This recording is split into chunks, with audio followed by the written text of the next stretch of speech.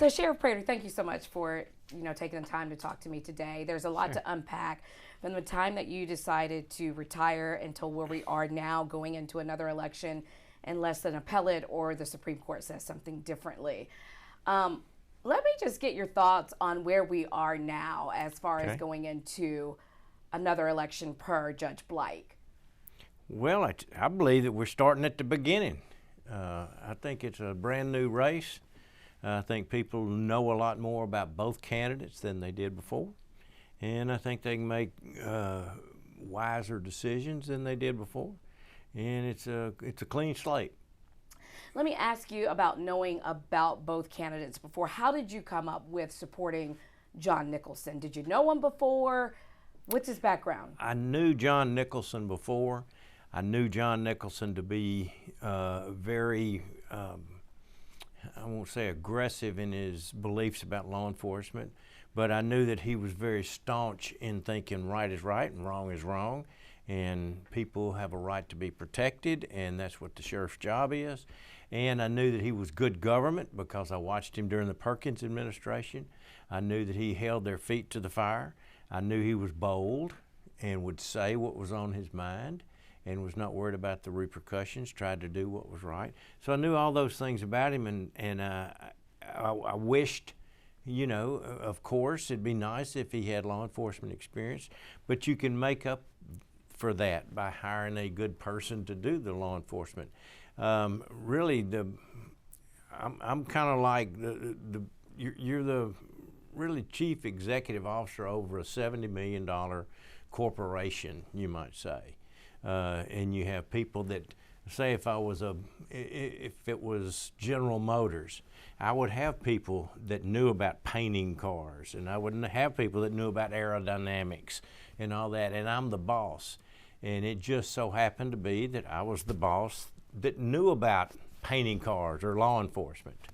But a lot of people want to know, of the 600 plus deputies or investigators that you have in your department, was there not anyone under your leadership in 20 plus years that you could have picked that had the experience? There are a lot of deputies, captains, lieutenants that have the experience. Right. It was an unusual situation, and the ones that I felt like had the knowledge of, it wasn't knowledge about law enforcement, it was the experience and knowledge about managing people and managing budgets and things. And there were several that I thought would do it. My chief deputy did not want to do it. Captain John May, he happened to live in Texas. He would have been a good one. Captain Bobby Herring would have been a good one. He lived in Bossier.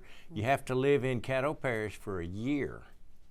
You can't just move into Caddo Parish and run. You have to live here for a year. And there were others that I didn't name. I don't want to just say them. But there were others, but no one showed an interest and wanted to do it. And so therefore we reached out for somebody that could be the sheriff and do a good job and hire the person or keep the person on the Caddo Sheriff's Office that can run the law enforcement in. And you shocked us all when you decided to say, hey, I'm retiring after all of this. Had you wished that you'd not made that decision? No, I've never regretted the decision. I'm going to regret not being sheriff. I love being sheriff. I love being in law enforcement, but I've been doing this for 51 years. And you reach a time where you want to try a new challenge, I guess. And so I decided the time was right now. And plus another thing is my what I call my A team it is aging out on me. They're leaving. Gary Parker, who I depend on for everything, he's decided he wants to retire and work in part-time. Joby Moore, the CAO. Cindy Chadwick left, as you in the media know so well. She left, and they're all agreed to help until I get through, but they're ready to have another life. And so there were a number of things went into it. Have you ever seen anything like this in an election, a one vote margin? No, it's the odds are, I don't know what the odds would be, but they're astronomical as far as to have this occur is just unusual. And that's why I think it's so important that every vote, every single vote be counted, and that only legal votes be counted. That's just as important as counting every vote, is that I told you this before, but I get passionate about things, and I get verbal about things, and I get bold about things, and all, and it really, really, saying aggravated is not the word I want to say. I want to say another word. But I get really aggravated the fact that my mail-in ballot was not taken any more seriously than it was. To think that I mailed my ballot in thinking it was sacred, and that 20 or 50 or 100 people mailed ballots in that weren't even signed, that I don't know if they mailed them in or not. I don't know where they came from. There's no documentation. I took it seriously. This many hundreds didn't. I'm offended by that. I am really offended. So we most likely will go into another election. Will it be the same outcome of Henry Whitehorn winning because of the motivation of people feeling that this is stolen from him, or will it be more Nicholson people come out feeling that it was stolen from him? I'm the sheriff. I'm not a soothsayer. I don't know I got no idea what's going to happen in the future.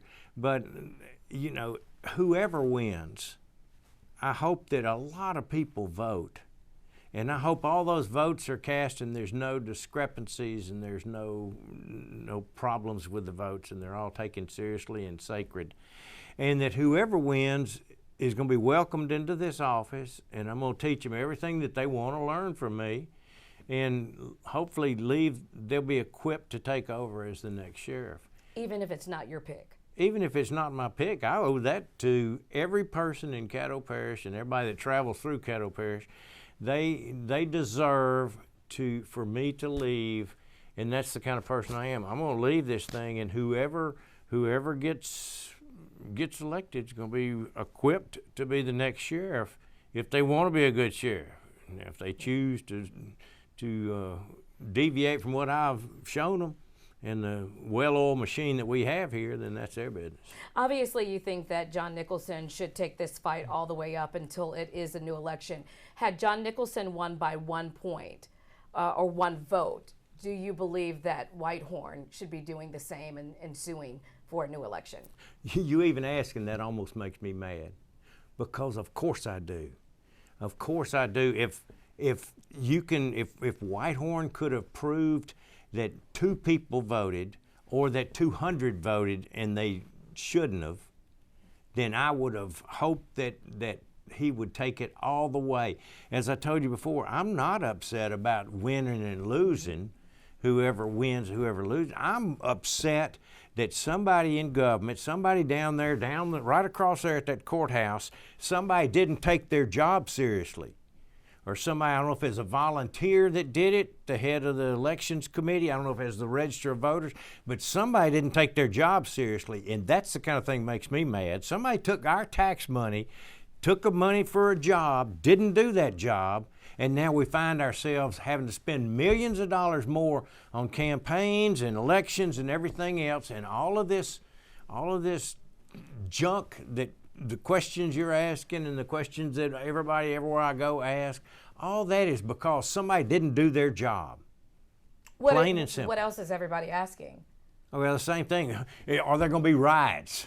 I've heard everything is Shreveport going to burn down. I said, of course Shreveport's not going to burn down.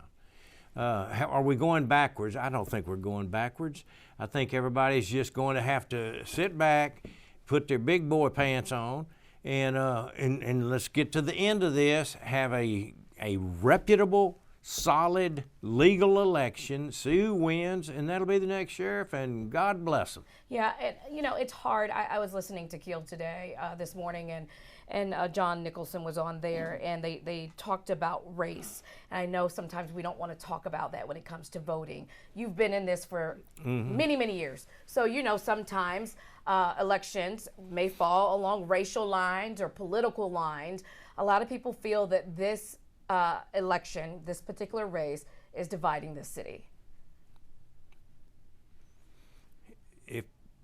if people, and I tell this to my black friends and my white friends, and we discuss this, it's not just black people are for Whitehorn, white people are for Nicholson.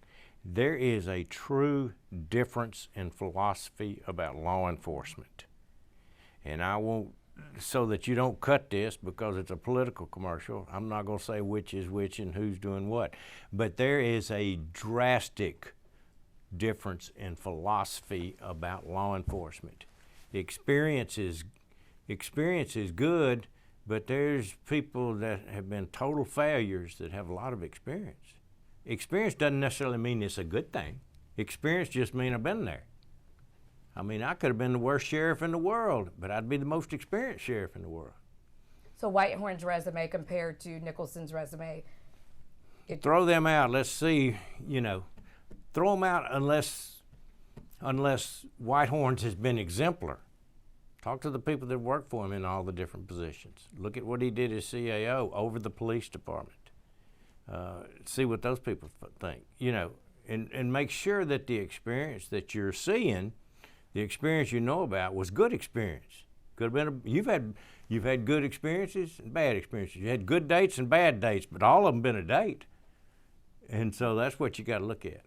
You weren't at the recount. You weren't at the courthouse for the trial. You've been out of the public's eye since you pretty much went forward with Nicholson. Will we see you anymore? Yeah, I was sitting here during the recount. I was sitting here during the trial. I just didn't want to go over there and be the focal point. And so of course you'll see me. I'm still coming to work every day and doing my job and doing more than my job. All right. Anything else you want to add, Bubba? You have any questions? Sometimes, and this was pointed out, I went down with Stephen Maxwell, her co-host for the morning show, to talk to the lawyer who's the mayor of Alexandria now, Mr. Roy, yesterday, and then we talked to one of the surviving of the two candidates, which is Mr. Atkins, and he's reflecting back on it. He was like, sometimes you might not want to wish for something because it could be a lot of people come out to support the person who was ahead, type of thing, such as for Buddy Huckabee in his case. Do you get any kind of feeling about that? I think both sides of this equation, are going to be really passionate. That's what appears now. Of course, we got the Christmas season, and it's in the elections 2.5 months from now, so you have a lot of time to lose some of that passion, or on the other hand, you have a lot of time to get your side's passion built up. So we'll just have to see what happens. I hope a lot of people vote, and I hope that one candidate or the other wins by a substantial amount. And let's put this all behind us. But above all, I want it to be an election with integrity. In this last election, the judge has agreed, the evidence is apparent and overwhelming that the election was not held with integrity. Do you believe any of the elections that you have participated in the past, there were ballots that were questionable like this? Because this puts a question into all elections that have happened. Yes, but I don't think that they were to the extent to swing an election. This just, unfortunately or fortunately, has turned the light on, and a bunch of roaches are running, basically. And we run search warrants, and you go in completely dark, you turn the light on, and it'll scare you to death, all the roaches and things in there. That's what this election has shown. There's a bunch of roaches in some of these elections, and we've got to figure out a way as a community and as a society, we've got to figure out a way to cast your vote and to know that it counted and know it's sacred like I always had thought it was.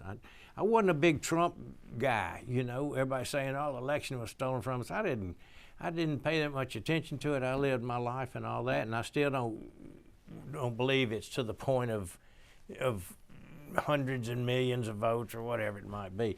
But in this particular case, where you can see the evidence, and the evidence is overwhelming, as the judge said, and that's a fair judge. He doesn't have a dog in the hunt. The evidence is overwhelming that this race was not, or this election process didn't have the integrity that an election should have. Thank you. Do you, piggybacking on that, do you think who's investigating the so-called roaches? The Secretary of State's office. It's a title. Okay. The Secretary of State's office, since it's a Title 18 in the RS codes of Louisiana, Secretary of State's office would take the lead in this. We'll assist in any way possible. Hopefully, the state police would be the more appropriate ones to investigate, because we're so close to this that I would be my preference that somebody else would come in and look at it and take the lead in this. The people that were interdicted, right, and they voted. But the main thing is, how can you get a ballot in the mail, and unless the listeners have really done this, people don't understand it has nothing to do with recount. It's not recounting, because the numbers are. It's the thing where you swear you're voting and you sign it. You put your mother's maiden name, and then you have a witness. And even if you have an X there, then you have a witness to that X. You know, even if you can't read and write, you still have a right to vote. But ballots came in with no X mark, nothing, just a blank, just witnessed. Well, where did that come from? Who's to say you couldn't go to a nursing home, and when there's mail call or when there's mail comes, you collect all the ballots and you fill them out and all that and turn them in? And I mean, who's to say that didn't happen? Nobody.